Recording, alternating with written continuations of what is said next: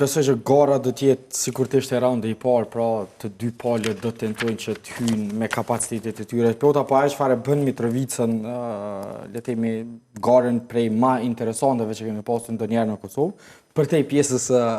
exit pollëve, është fakti që për herë të parë kemi pasur ballafaqim jo vetëm të dy kandidatëve, por në radhë të parë të 3 qasjeve të ndryshme. Së pari, derisa PDK-ja është le të themi varur më shumë nga organizimi strukturor i saj, kemi parë punë të rëndë më shumë. Lëvizja Vendosje ka tentuar që përmes një fryme le të themi të përgjithshme lidhur me situatën e veri, ta kapitalizojë momentumin, duke qenë se edhe zoti Peci, ndonse ministri i bujqësisë, ka qenë i involvuar tazëm edhe në përurimin e urës dhe pothuajse në secilin projekt tjetër kapital atje.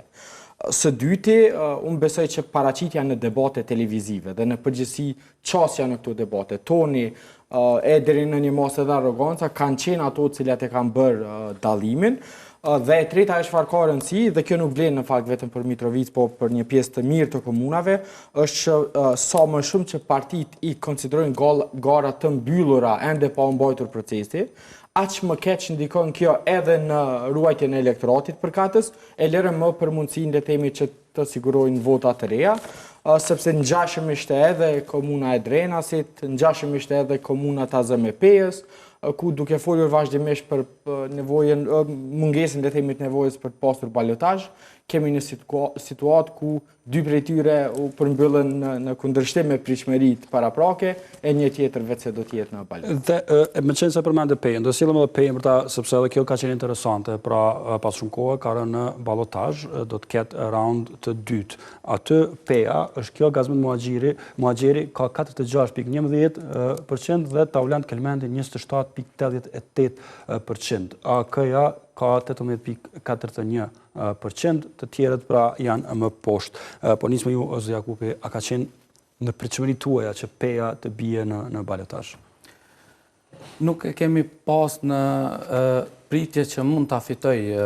pa balotazh me dije, po them kështu, sepse ndër dije kem besu që Gazmet Muhaxheri Pejen do ta merr pa balotazh. Tu e po rezultatet preliminare të KQZ-s, kam përshtypjen dhe besoj fort që gjitha partitë politike, gjithë kandidatë këta, domethënë sidomos Talonti, zoti Berisha dhe zoti